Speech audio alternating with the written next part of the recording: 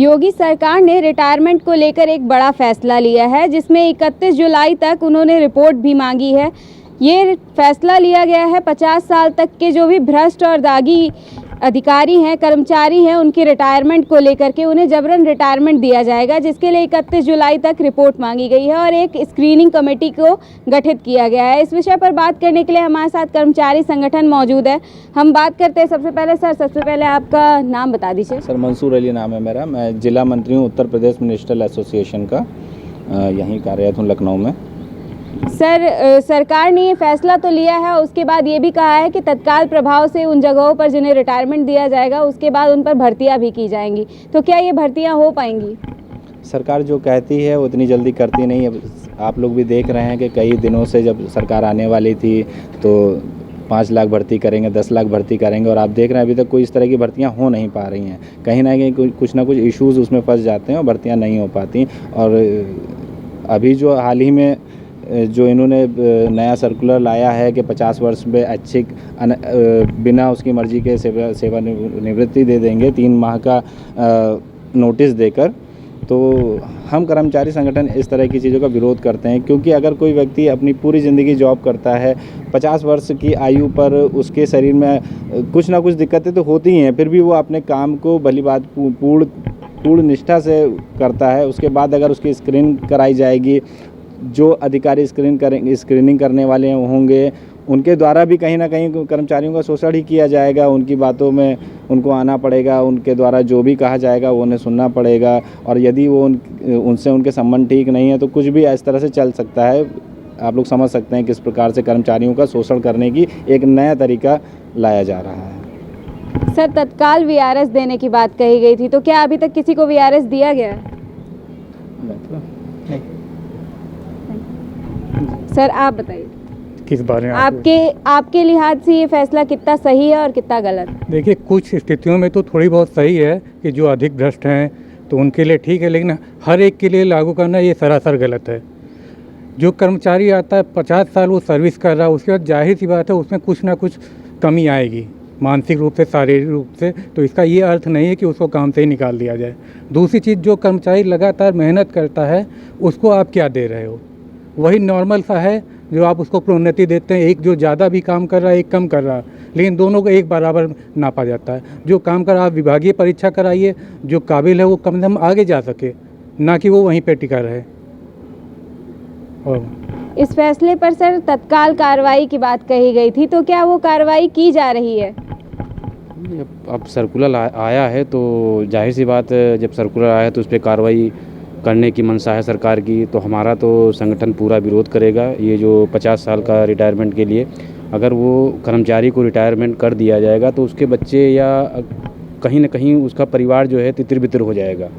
तो हमारा संगठन और सारे संगठन इसका विरोध करेंगे कि 50 साल में जिसका रिटायरमेंट किया जाता है तो उसके परिवार में आप समझ लीजिए वो एक स्थिति ये आ जाएगी कि आत्महत्या करने पे मजबूर हो जाएगा। तो मेरे संगठन से पूरा विरोध है इसका। मैम, आप महिला हैं, इस बात को ज़्यादा समझती होंगी कि घर परिवार की चीज़ें दिक्कत करती हैं। अगर 50 साल में रिटायरमेंट हो गई तो किस तरह की और दिक्कतें आएंगी? अब देखिए, पूरा परिवार उसका पूरे समाज जो उसके साथी हैं निर्भर होते हैं, और सरकारी नौकरी अपने आप में एक चार्म है, और लोग इसी से आते हैं कि उनकी पूरी सेवा करेंगे और बाद में पेंशन भी पाएंगे और उनका परिवार सिक्योर होगा। तो जो सिक्योरिटी का पर्पस है, अगर इस तरह से कर दिया जाएगा तो उसकी सिक्योरिटी ही जब ख़त्म हो जाएगी तो किस तरह से वो काम करेगा और कितने मन से काम करेगा। अभी से जो लोग 50 साल और 50 साल कोई आयु इतनी नहीं है कि वो काम ना कर सके, तो उसकी क्षमता को देखते हुए ये आदेश जो है कहीं हम कर्मचारियों के लिए और अधिकारियों के लिए नुकसानदेह है। हाँ, भ्रष्ट अगर हैं और कहीं ना कहीं वो दोषी पाए जाते हैं तो अच्छे से उनकी फिर स्क्रीनिंग हो, तभी उनको भी निकाला जाए। किसी अगर मतलब आजकल होता है ना कि एक दूसरे पे पक्षपात करके या किसी तरह से किसी का शोषण करना हो तो वो भी उसको एक तरह से ज़रिया बना लिया जाता है। तो ऐसा होने से हो सकता है कि लोगों का शोषण और बुरी तरह होने लग जाए। तो हम कर्मचारी संगठन, अधिकारी संगठन इसका पूरी तरह से विरोध करते हैं कि ये नहीं होना चाहिए। सर से पूछते हैं, सर, इस शासनादेश को यूपी के मुख्य सचिव ने भी आगे जारी कर दिया है, तो आप इसे किस तरह से देखते हैं? मेरा मानना तो ये है कि ये गलत है, 50 वर्ष की आयु में इतने सालों सेवा करने के उपरांत यदि कर्मचारी, उसके पास इतनी सारी जिम्मेदारियां होती हैं, बच्चे बड़े हो जाते हैं, पढ़ाई होती है, उनका शादी ब्याह वगैरह सब होता है, और 50 वर्ष की उम्र कोई उम्र नहीं होती।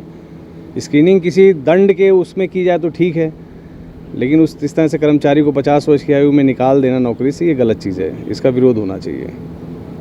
सर, स्क्रीनिंग की प्रक्रिया में किस तरह की कार्रवाई की जाएगी? ये जो सरकार का आदेश है तो इसका हमारा संगठन पूरी तरह से विरोध करता है। सरकार ये क्या कह रही है कि 50 साल की उम्र वाले वो काम नहीं कर सकते हैं, तो ये जो 50 साल के नेता होते हैं, इनको कहते हैं युवा कहते हैं।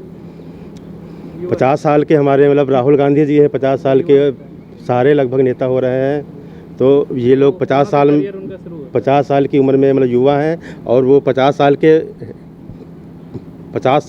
बाद से ही उनका करियर शुरू होता है। और हम लोग कर्मचारी या तो अधिकारी हैं तो 50 साल में उसको रिटायर करेंगे, और सरकार की ये क्या परिभाषा है कि वो भ्रष्ट अधिकारी या कर्मचारी ढूंढेंगे। यहाँ अगर ढूंढेंगे, किसी भी अगर विभाग में ढूंढेंगे तो आप 90% सभी अधिकारी और कर्मचारी भ्रष्ट हैं, तो आप किस तरह से निकालेंगे?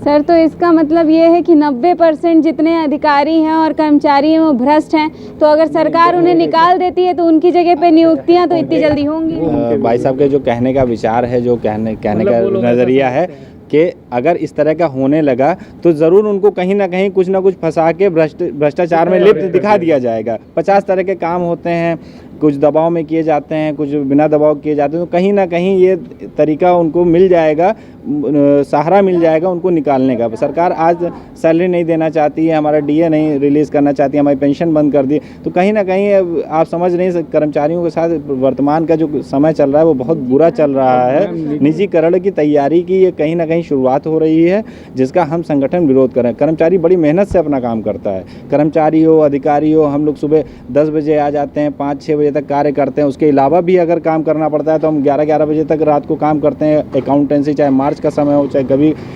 अदरवाइज हो, कोई भी ज़रूरत पड़ती है तो क्योंकि 24/7 हमारी जॉब होती है, कभी भी हमें बुला लिया जाता है काम करने के लिए, हम पूरी निष्ठा से काम करते हैं। उसके बाद इस तरह के आदेश कहीं ना कहीं हमें चोटिल करते हैं, चोट पहुँचाते हैं कि कभी भी आप किसी को भी बिना रीज़न बताए, आप देखेंगे जो इन्होंने हस्त पुस्तिका, वित्तीय हस्त पुस्तिका अनुभाग 5 का जो उदाहरण दिया है 5 जुलाई के आदेश में, कि चाहे वो स्थायी हो या अस्थायी हो, उसे बिना कोई कारण बताए 3 माह का नोटिस देकर निकाल देंगे। आप बताइए, जब एक व्यक्ति 50 वर्ष की उम्र में पहुंचेगा तो कई लायबिलिटीज़ उसके साथ होंगी, उसका परिवार होगा, उसके बच्चे होंगे, बच्चे पढ़ रहे होंगे, कई तरह की जिम्मेदारियां उसके ऊपर होंगी, और उस समय पे अगर उसे नौकरी से निकाल दिया जाए तो उसकी मानसिक स्थिति क्या होगी? क्या वह आत्महत्या की तरफ नहीं जाएगा? क्योंकि इस तरह की चीज़ें उसके पूरे के पूरे परिवार को बर्बाद कर देंगी। सर, कहीं ना कहीं सरकार एक तरह से बेरोजगारी की और ये मानसिक लोगों को बीमार करने की तरफ भी ढकेल रही है। जी बिल्कुल, पूरी तरीके से ये ढकेल है। इनका एक मेन मुद्दा है कि हर चीज़ को निजीकरण की ओर भेजो। हर चीज़ को, आप जो भर्तियों की बात करें तो भर्तियां भी संविदा पे भर्तियां, आउटसोर्सिंग में भर्तियों की बात करते हैं। रेगुलर कोई कर्मचारी की भर्तियाँ नहीं होती, एक कर्मचारी के ऊपर इतना ज़्यादा बोझ है, उसके ऊपर उसको दबाव और बनाया जाता है। मैम, एक तरफ पुरानी पेंशन को लेकर के और डीए को लेकर के कर्मचारी संगठन पहले ही इतना ज़्यादा विरोध कर रहा था, उसके बाद ये फैसला अब लिया गया है, तो इस फैसले को किस तरह से आप लोग देखेंगे, और फिर इस फैसले को अगर लागू किया जाता है तो क्या करेंगे? हम लोग तो पूरी तरह से इसके विरोध में हैं। जब से ये आया है सभी संगठन इस पर विचार कर रहे हैं और पूरी तरह से हम इसका विरोध करेंगे। और ये पहले भी एक बार प्रयास किया गया था, तो हमारे जो कर्मचारी संगठन थे वो उस तरह से अभी नहीं निकाले गए थे। लेकिन हाँ, अधिकारियों में ये था, चूँकि उनके स्तर से ही सारी योजनाएं लागू होती हैं, इम्प्लीमेंटेशन का मुख्य काम उन्हीं का होता है, तो उनके ऊपर काफ़ी प्रभाव था। लेकिन इस बार देखने से लग रहा है कि सरकार की मंशा है कि हमारे समूह ग और घ के कर्मचारियों पर भी इसका जो है प्रभाव पड़े, क्योंकि उनकी नीतियाँ इस तरह की बार बार आ रही हैं। और ये एक तरह से कहीं ना कहीं बहुत ज़्यादा समाज में एक तरह से अराजकता को फैलाएगा, क्योंकि अगर कर्मचारी बहुत ज़्यादा संख्या में है भी नहीं सरकारी कर्मचारी। जब से संविदा की भर्तियां शुरू हुई हैं तब से भर्तियां भी उस तरह से नहीं हो पा रही हैं, ये आप मीडिया भी दिखा रहा है। और हमारे जो सड़कों पे बेरोज़गार युवा घूम रहे हैं वो भी इस चीज़ को बार बार बताने की प्रयास कर रहे हैं, कोशिश कर रहे हैं कि बेरोज़गारी बढ़ती जा रही है। और अगर इस तरह से किया जाएगा तो जो अभी थोड़ा बहुत कर्मचारी संगठन और ये बचे हुए हैं ये भी कहीं ना कहीं एक तरफ से नुकसान की तरफ धकेले जाएंगे और अराजकता फैलेगी इससे। सर, इन नीतियों से मैम इसके अलावा मैं कहना चाहूँगा कि आज हमारा कर्मचारी संगठन जिन भी मुद्दों पे बात करता है तो सरकार सबसे पहले हमारे ऊपर एस्मा लगा देती है कि हम किसी चीज़ की मांग ना कर सकें। हमारा पूरी तरह से शोषण किया जाता है, पूरी तरह से तानाशाही रवैया सरकार अपनाती है, जिससे कर्मचारी ऑलरेडी काफ़ी तंग आ चुका है। सर, इस तरह की नीतियों से वो प्राइवेटाइजेशन लाने की कोशिश की जा रही है। जी मैम, ये जो 50 साल रिटायरमेंट के जो मंशा है सरकार की, तो ये प्राइवेटाइजेशन के तरफ ही जो है इशारा कर रहा है। और अगर 50 साल में जैसे कर्मचारी जब 50 साल में काम करने लायक नहीं है तो जैसे कहे जा रहे हैं कि हमारे जो नेता हैं तो नेता को भी जो है 50 साल के बाद रिटायरमेंट कर दिया जा रहा है, उनको कोई भी काम करने नहीं देना चाहिए। और नेता जो है 50 साल क्या, वो 60 साल 70 साल 80 साल, उनका कोई लिमिट नहीं है और वो पुरानी पेंशन भी ले रहे हैं। वो अगर एक बार सांसद हो गए और विधायक हो गए और जो भी पद हैं तो वो सारी पेंशन वो ले रहे हैं। और मोबाइल का जो है खर्चा अलग ले रहे हैं, बहुत सारे जो है सुविधाएं ले रहे हैं। हमारा क्या है, केवल मूल वेतन और एचआरए मिल रहा है। वो भी जो है डीए हमारा जो है कोरोना काल में उन्होंने बंद कर दिया, उसका अभी तक कोई निर्णय नहीं लिया है, न दिया है एरियर, न देने की मंशा है। और जो अभी लागू होना था उसकी भी मंशा नहीं है। तो कहीं ना कहीं जो है कर्मचारी को बहुत प्रताड़ित किया जा रहा है, वो शोषण किया जा रहा है। वो इस कगार पे जा रहा है कि कर्मचारी किसी न अपने परिवार को पालन पोषण जब नहीं कर पाएगा तो वो क्या करेगा, आत्महत्या करेगा, बस यही रास्ता निकलेगा। तो मैं तो माननीय से यही कहूँगा कि ये सब जो है डीए हमारा लागू कर दे, एरियर हमारा दे दें। और ये 50 साल वाला है तो हाँ, कोई अगर सच में लिप्त है, भ्रष्ट है तो उसको उस पर कड़ी कार्रवाई की जाए। ऐसा नहीं उसको बिल्कुल सेवानिवृत्त कर दिया जाए, उस पर कार्रवाई की जाए, उसका रिकवरी कर दिया जाए। ये सब ये दूसरे भी रास्ते हैं, सेवानिवृत्त करने का ही एक रास्ता नहीं है, और भी विकल्प हैं। तो सरकार ये जो 50 साल में रिटायरमेंट देने की बात कर रही है उससे कर्मचारियों का केवल शोषण किया जा रहा है। और ये रिटायरमेंट की बात कहीं ना कहीं प्राइवेटाइजेशन को लेकर के जुड़ी हुई है कि सरकार चाहती है कि जो लोग संविदा पे हैं या फिर जो ऐसे कर्मचारी हैं, अधिकारी हैं, उनकी रोजगार को भी छीन लिया जाए, उन्हें अंधकार की तरफ ढकेला जाए और कहीं ना कहीं उन्हें आत्महत्या करने के लिए मजबूर कर रही है सरकार। सरकार के इस फैसले से कर्मचारी संगठन आक्रोशित हैं, उनके फैसले का ये समर्थन नहीं करते हैं और अगर इस फैसले को लागू किया जाता है तो इसका विरोध भी करेंगे। कैमरा पर्सन अनुराग के साथ मैं Sonali Singh, daily insider, Lucknow. UP और देश दुनिया की तमाम ताजा तरीन खबरों के लिए गूगल प्ले स्टोर से आज ही डाउनलोड करें हमारा तेजी से उभरता न्यूज ऐप डेली इंसाइडर।